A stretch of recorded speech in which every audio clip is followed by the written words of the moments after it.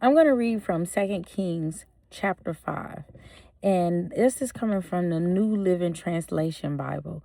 And it's Elisha, and the healing of Naaman. And it reads, the king of Aram had great admiration for Naaman, the commander of his army, because through him the Lord had given Aram great victories.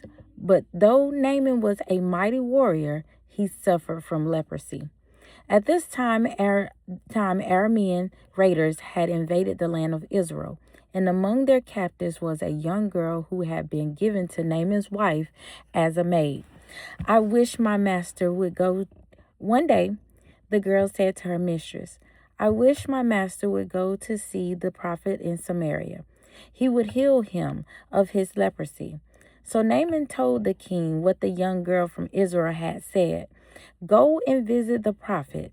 The king of Aram told him, I will send a letter of introduction for you and take to the king of Israel. So Naaman started out carrying a gift of 750 pounds of silver, 150 pounds of gold, and 10 sets of clothing. The letter to the king of Israel said, with this letter I present my servant Naaman. I want you to heal him of his leprosy.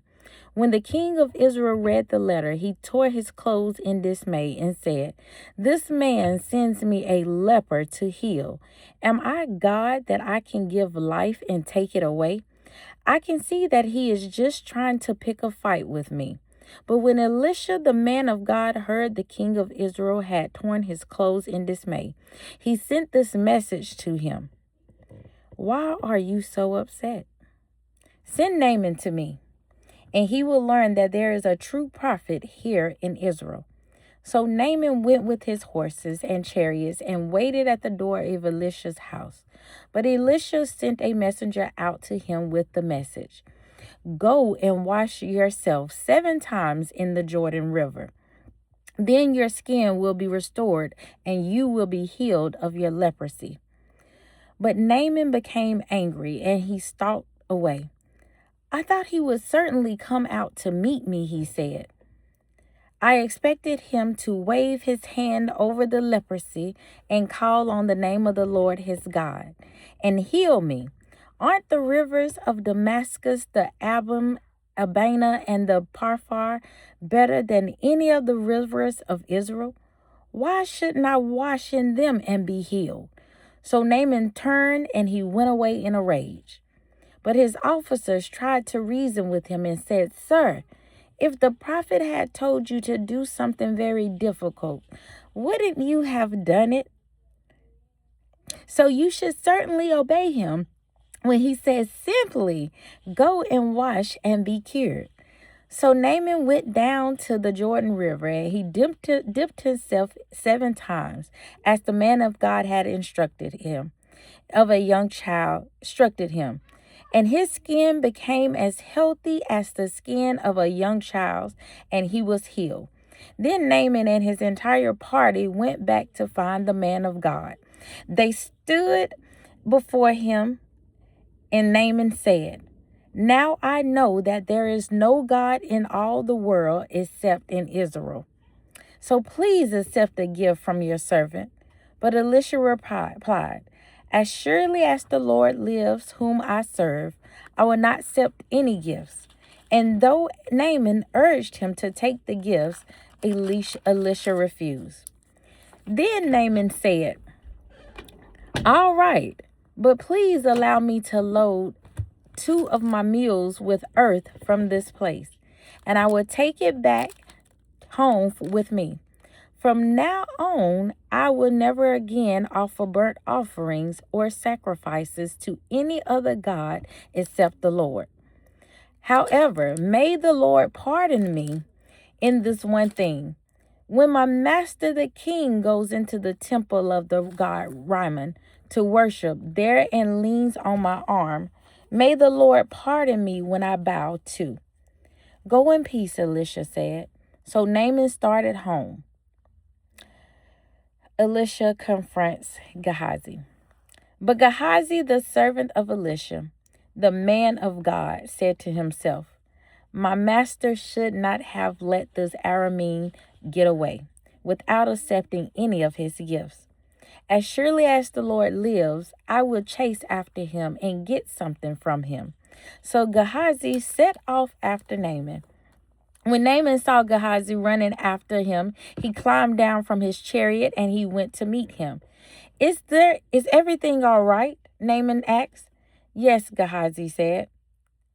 "But my master has sent me to tell you that 2 young prophets from the hill country of Ephraim have just arrived. He would like 75 pounds of silver and 2 sets of clothing to give to them." "By all means, take twice as much silver," Naaman insisted.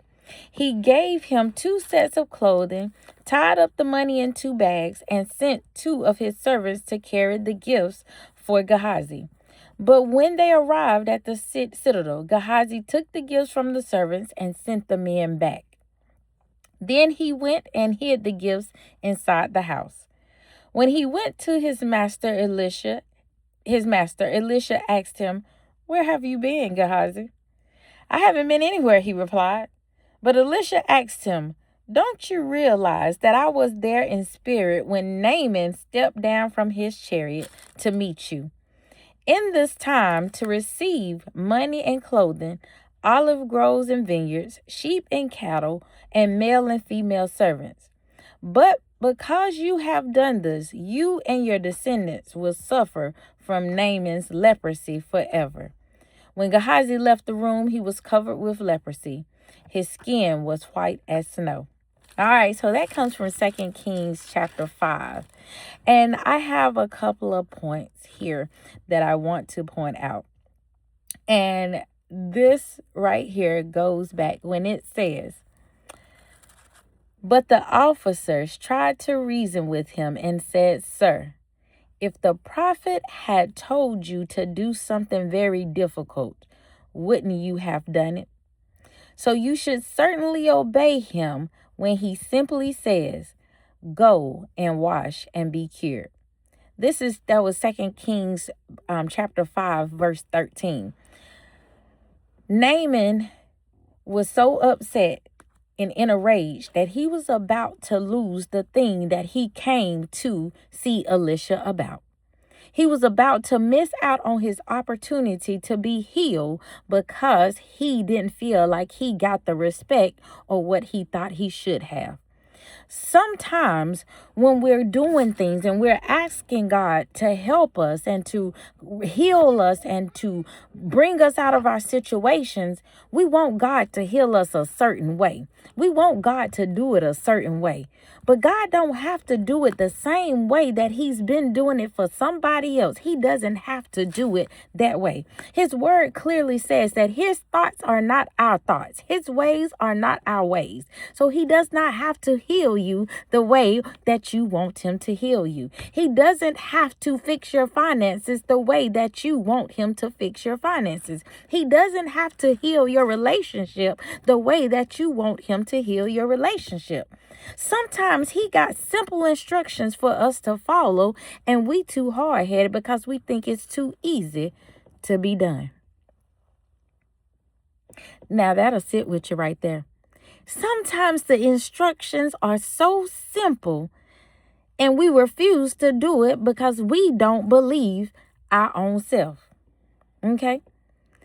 The Bible says, "Help my unbelief." Okay, so when you feel like it's too simple as for you to even pray about or to ask God about, for you to even bring it to God about, that's when he do his best work. He can do some mighty things with the things that you think are too small for him. The things that the way he's giving it to you, if you think it's too small, sometimes you might be thinking too big. Sometimes you may be thinking too small. Maybe you're not realizing what you're looking for is already here. It takes God's simple word. It takes his prayer. It takes something so simple as to just go and dip and see what the Lord can do for you. Okay?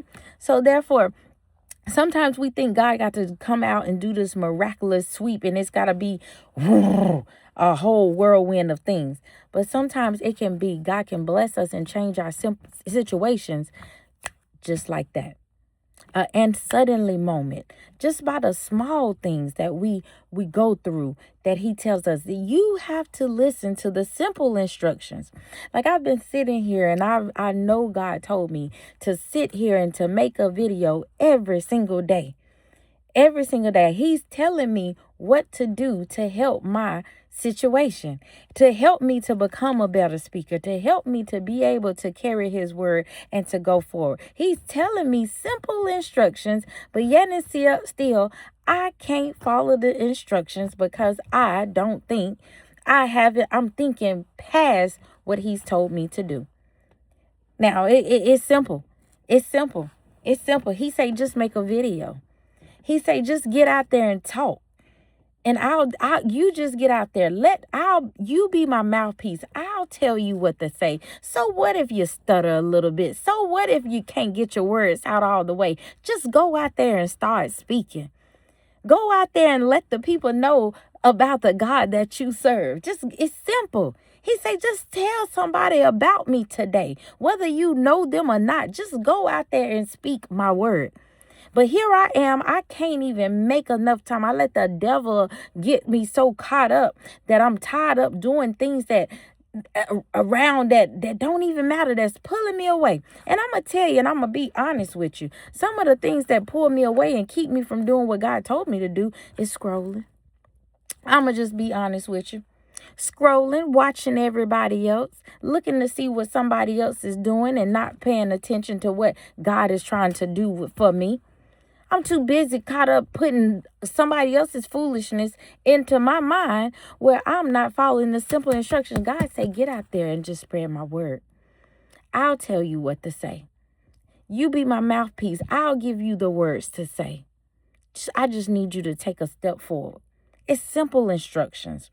Okay. All right. So another point that I had here is what it says Elisha replied, as surely as the Lord lives, whom I serve, I would not accept any gifts.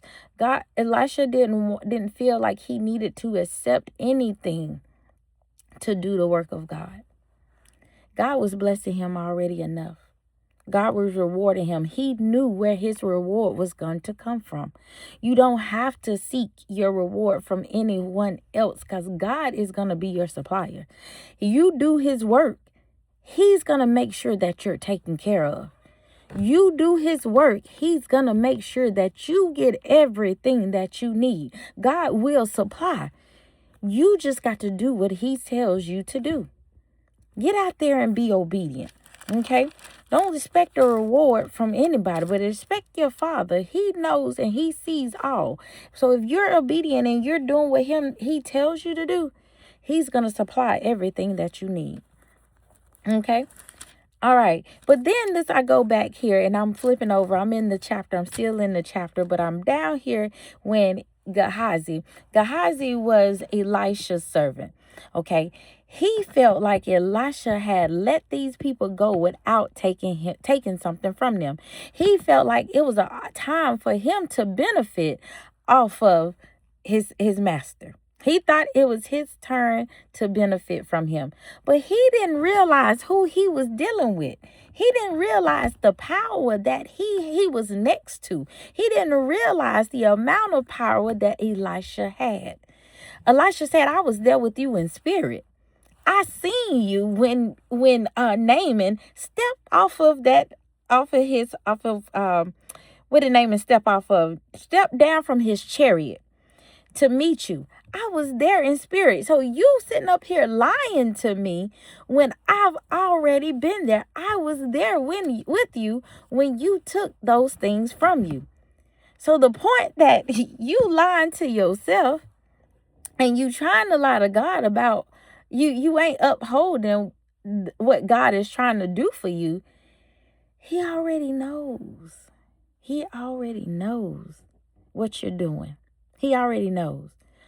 And I just felt like, even though it was kind of harsh for him to give Gehazi the leprosy, but Gehazi didn't realize the power that he was sitting next to. He didn't understand the power that he was surrounded by. He didn't understand that the power that Elisha had received from God. All right. So I just want to leave you with these three things. When you're asking God for something, don't expect it to be answered the exact same way, the way you want it to be answered. He's the same today, tomorrow, and yesterday and forever. But he has different methods of doing the same thing. He has different methods of doing the same thing. So what he did for somebody else, he does not necessarily have to do it that exact same way for you. So when you ask God for something, be prepared for how he answers what you ask for. Be prepared for how the instructions that he give you. It may be complex, it may be simple, but be prepared for how he gives you the answer. Okay? And remember, just take it. Take it. And don't look for God to do the same thing that he's done over and over. Okay? He has new methods. He has new ways. He's the same God. And his word clearly says, seek ye first, and he'll add unto you. Ask, and the door shall open, and it shall be given unto you. All right, so thank y'all for reading with me today. This is 2 Kings chapter 5. I hope that it was able to bless someone, and to help someone. I just want to be obedient, and I want to spread God's word. So if I'm going to give you anything, I'm going to give you Bible. Have a good day.